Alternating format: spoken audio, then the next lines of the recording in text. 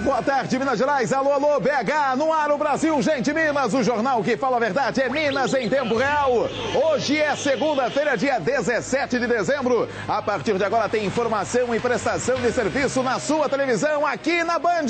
Confira comigo, são 4 horas e 48 minutos, 4h48. Você participa do nosso programa ligando no 31 3349 5315. Você liga pra gente, conversa com as nossas meninas, manda o seu alô, a sua mensagem, a sua denúncia, a sua informação. Você participa também através do SMS. Manda a sua mensagem pra gente através do celular. Mande MG e a mensagem que você quer dizer, o alô, o abraço, o que você quer comentar das reportagens para o número 72250. MG, a mensagem e o número 72250. O custo 31 centavos mais impostos. Agora a gente começa o nosso jornal falando de uma van escolar que caiu sobre uma casa em Betim, na região metropolitana. O motorista e uma criança que estavam no veículo e o dono da casa tiveram ferimentos leves. Acompanhe a reportagem, enche a tela.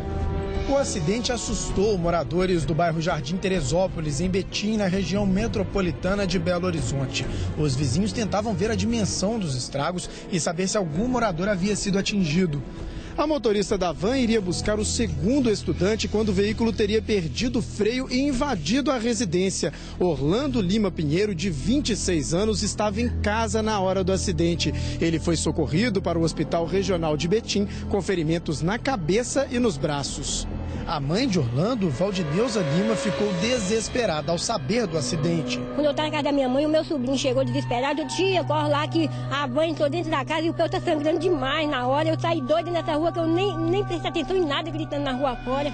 O auxiliar de serviços gerais, Marildo de Jesus, também estava no imóvel e lembra dos momentos de pânico. Eu fui pegar água na geladeira, aí eu olhei para cima, eu vi uma visão de um carro vindo na nossa direção. Eu falei com ele, Mike, corre. Aí eu segurei a geladeira. Quando eu segurei a geladeira, ele passou. Aí que o meu primo viu que o carro ia vir para cima da gente, ele tentou correr, só que a geladeira atingiu a cabeça dele e foi um desespero, porque os dois não responderam, porque esse peso ficou em cima deles dois, não tinha como eles responder, gritar, pedir socorro. A casa ficou completamente destruída.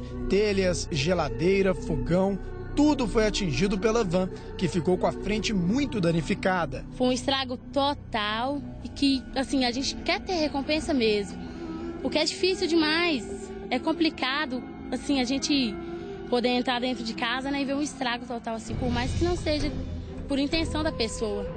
Você vê, o cara perdeu o controle do carro, perdeu o controle da van e passou direto, rapaz. No que passou direto, encontrou essa casa. Além de arrebentar toda a casa, tinham pessoas que estavam almoçando, pegando aquele cai duro no final da manhã e estavam do lado de fora, no sofá. Quando ouviram um estrondo e quando viram a van se aproximando, saíram correndo, largaram comida e tudo. Você viu o rapaz contando também pro André o desespero dos familiares? Porque quando houve impacto, o carro bateu, acabou atingindo a casa, não só a parede, como eletrodomésticos e móveis. Tinha gente lá dentro e ninguém ouvia nada, porque ficava difícil até mesmo da pessoa conseguir falar alguma coisa debaixo de um carro, móveis e também a parede deste barraco, desta casa. É impressionante, rapaz. O cara perdeu o controle do carro, mais uma van, mais um carro que perde o controle e acaba indo diretamente para uma casa. Ferimentos leves, graças a Deus, essas pessoas,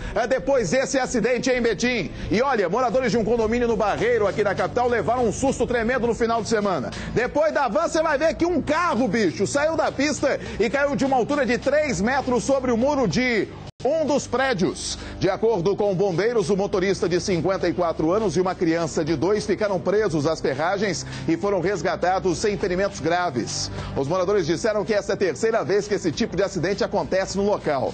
A suspeita é que, no caso do motorista, ele tenha dormido ao volante e perdido o controle da direção. Isso aconteceu nesse final de semana. O motorista descia a rua e acabou perdendo a direção do carro, como você pode ver nas imagens. Arrebentou o muro e a grade de proteção. Por quê? Esse prédio fica abaixo do nível da rua. A rua está lá em cima, o muro não consegue conter a chegada de nenhum veículo pesado, muito menos um carro. Aí o carro passou, acabou passando por cima, como você pode ver aí nas imagens, e acabou numa vala que fica entre o muro entre a rua e os apartamentos. O impressionante, uma imagem que eu vi na internet, rapaz, que o carro pendurado e uma pessoa do andar de cima olhando para baixo, vendo o carro pendurado. Você vê que as pessoas foram resgatadas sem ferimentos graves neste outro acidente, este do final de semana. A van foi na manhã de hoje. E olha, um caixa eletrônico lá na BR-381 em Contagem foi explodido pela segunda vez em menos de um mês.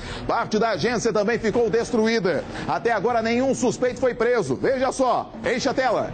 O banco-alvo dos bandidos fica aqui na BR-381, no bairro Amazonas, em Contagem, na região metropolitana de Belo Horizonte. Esta agência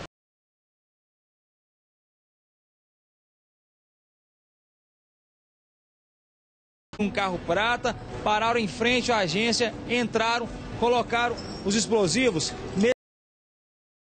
Olha só a situação que ficou completamente destruída. Parte ficou destruída. Com a força da explosão, até mesmo o compartimento aqui nos fundos, onde ficam os cofres, foram também danificados.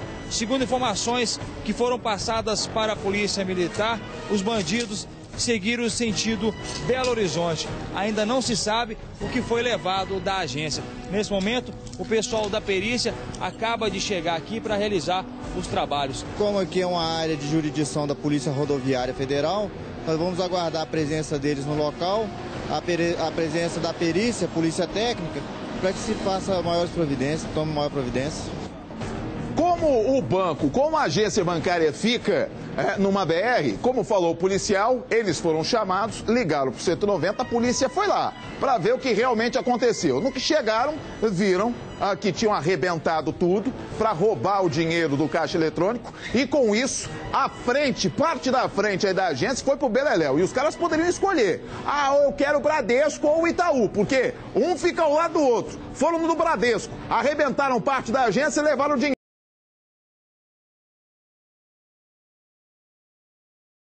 Você viu que a Polícia Civil também veio a fazer o trabalho de perícia depois dessa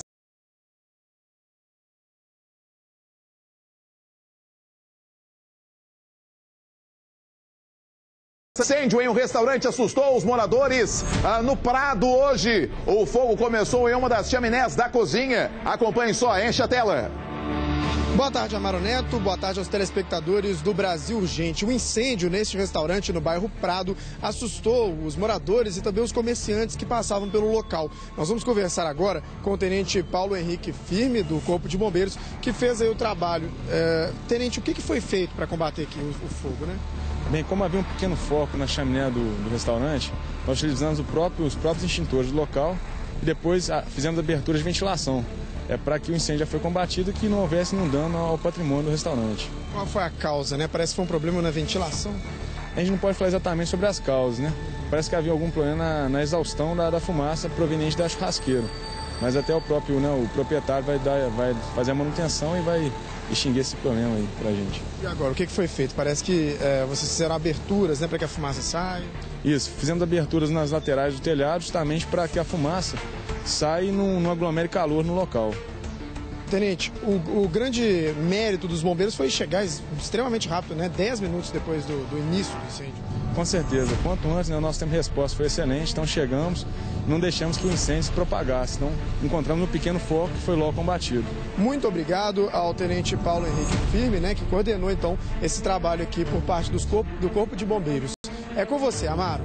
Obrigado, André. O André trazendo informações lá do Prado, deste restaurante. Você viu aqui, o fogo não propagou e não tivemos um susto ainda maior e prejuízos maiores, porque no momento em que começou o incêndio, foi acionada a guarnição do Corpo de Bombeiros. Eles foram até o local, fizeram o trabalho de retirada das pessoas e viram que o problema seria no exaustor, o problema seria na chaminé desse restaurante. E rapidamente fizeram aberturas no telhado para que o fogo não propagasse e ninguém ficasse asfixiado dentro do restaurante e resolver o problema. O André perguntou, aí, Como é que é? Qual foi o problema? O que realmente aconteceu neste incêndio? O rapaz do Corpo de Bombeiros relatou que precisa ser feito realmente uma perícia e depois de 10 dias o Corpo de Bombeiros deve analisar e falar o que realmente aconteceu neste restaurante. Mas rapidamente os homens foram chamados e não tivemos problemas graves neste restaurante. Olha, deve ser encaminhado nos próximos dias para um lar temporário o bebê encontrado no meio do lixo, lá em Santa Luzia, na região metropolitana. A menina estava dentro de uma sacola plástica. A mãe da criança ainda não foi encontrada. Veja só, enche a tela. Foi nesta sacola, dentro da lixeira, que o casal encontrou a recém-nascida. Ela ainda estava suja do parto e com o cordão umbilical. Jairo se arrumava para ir trabalhar às 6 horas da manhã, quando ouviu um barulho. Um vizinho aqui tem neném e tal, e o choro sempre saía do mesmo rumo, no mesmo lugar. Aí eu resolvi sair de fora da porta na varanda e dei uma olhada para baixo. Como não tinha ninguém da rua, a lixeira mexeu na sacola. Aí, quando começou a chorar, o choro vinha daquele sentido da lixeira e a sacola mexendo. Camila se assustou ao ver que era uma criança. Ela não teve coragem de abrir a sacola. O bebê chorava muito. Aí ele me acordou desesperado, Camila, tem um bebê na lixeira. Eu falei assim, mentira. Ele falou assim, verdade. Levanta pra você ver. E quando eu olhei, ela continuou chorando. Aí eu desci a escada correndo e gritei. No momento que eu gritei, ela ficou caladinha. Aí depois ela começou a chorar de novo, eu gritando desesperada, Marta, pelo amor de Deus, tem um neném na lixeira, tem um neném na lixeira. Foi Marta, a vizinha, que carregou a menininha no colo. Marta, tem uma criança na lixeira. E eu fiquei tentando entender. Aí quando eu abri a minha porta e falei, Camila, o que é, Camila? Marta, tem um neném no lixo, tem um neném no lixo. Inacreditável, né? O bebê lá dentro da sacola, ela estava enrolada num pedaço de cobertor. Aí eu tirei ela da sacola, abracei com ela. E ela já estava bem roxinha, né? E eu abracei com ela e fiquei assim, ela calou imediatamente. A recém-nascida foi encaminhada aqui para o Hospital São João de Deus, em Santa Luzia, região metropolitana de Belo Horizonte, e passa bem. Até agora, ninguém da família apareceu em busca de notícias da menina. Sara Vitória, como tem sido chamada, mede 51 centímetros e pesa 3 quilos 540 gramas. O casal, que está junto há 6 anos e não tem filhos, quer muito ficar com a criança. Ganhei ela, a verdade foi essa. Eu ganhei ela, não saiu, né? De mim, mas eu ganhei ela porque ela apareceu na minha porta. Estão pelejando aí para ver se consegue pegar a guarda dela. Você vê que a família, depois de ter salvado a Sara Vitória, essa menininha que estava no meio do lixo, mostrou que gostaria de ter essa criança e adotar essa criança. Só que os trâmites no Brasil não são assim. Você tem que fazer, você tem que ter uma lista, tem muita gente na lista, mas graças a Deus que Deus colocou no caminho desse bebê esta família, que estava de prontidão. Esse rapaz estava saindo para o trampo, ouviram 6 e pouco da manhã o neném chorando, esgoelando, mexeram na sacola, verificaram que tinha lá um bebê, ele levou a neném para a esposa ficou desesperada, conseguiu levar para o hospital e, graças a Deus, o bebê sem problema nenhum, forte, e tem que ficar alguns dias no hospital e também de posse do Conselho Tutelar para eles verificarem qual a família ideal para essa criança. É óbvio que essa família gostaria de ter esse bebê. E se não tivéssemos leis assim tão burocráticas, tão problemáticas, a gente poderia até ter, né, essa família como os pais agora adotivos da neném. Mas não tem jeito. Tem que sempre fazer esse trabalho de buscar na justiça, fazer o encaminhamento e ainda por cima ter vários e vários trâmites para adotar uma criança. Agora, é impressionante como a gente tem casos de mulheres ou que abortam, faz aborto ilegal, que não é legal no Brasil, faz aborto ilegal, ou larga a criança depois que nasce. Quando acontece uma gravidez indesejada, gente, conversa com a família, conversa com os amigos, conversa com alguém na área da polícia, no Conselho Tutelar, conversa com alguém em hospitais, para ver o que pode ser feito. Ou para eles resolverem essa questão junto com a mãe, que a mãe queira ficar com a criança, ou que leve ao Conselho Tutelar para uma adoção decente. Não jogar a criança como um lixo no meio do lixo, e graças a Deus, Deus abençoou de encontrar uma família que pudesse levar essa criança o quanto antes para um hospital e ela sobreviver e está forte e firme agora esperando uma decisão da justiça. Olha só, uma casa de prostituição foi fechada neste fim de semana no bairro Madre Gertrudes, na região oeste de Belo Horizonte. De acordo com a polícia, o zonão funcionava há 30 anos sem alvará. E não tinha condições ideais de segurança. Não tinha condição de segurança e não tinha alvará. O zonão, a Casa das Primas, 30 anos funcionando. Aí, quando ia completar o 31º aniversário, fecharam. Por quê? Porque acho que no mínimo esqueceram de pagar o arrego a alguém, né? Porque se o puteiro tá funcionando lá há 30 anos, é brincadeira, né? No local estavam 15 primas de diferentes cidades mineiras e até de outros estados, trabalhando e fazendo a alegria da rapaziada. Triste com o fim do relacionamento, triste porque a coisa tá ruim no trabalho, ou até mesmo com aquela fossa, né? O local funcionava como boate de striptease e lá também fazia programas. 3 pessoas foram presas, entre elas o dono do prostíbulo, de 29 anos, a gerente de 50 e uma outra mulher de 39 anos, responsável pelo recrutamento das meninas, né? Ô, mamãe, mais uma casa de tolerância fechada e a população, né, masculina reclamando e muito porque não tem mais o serviço das primas que faziam trabalho neste zonão há 30 anos. Agora eu tenho um recado para você, hein? Um recado sensacional da Você Implantes. Dá só uma olhada. Chegou a hora de você lembrar que a saúde começa pela boca. Por isso, você precisa conhecer os profissionais da rede de clínicas da Você Implantes, porque são profissionais sérios, qualificados, os tratamentos são personalizados e o principal, material de alta qualidade, para diminuir o tempo do seu tratamento e garantir para você sorriso e mastigação perfeitos. Então, para você que usa dentadura, a carga imediata com 5 pinos vai deixar a dentadura totalmente fixa.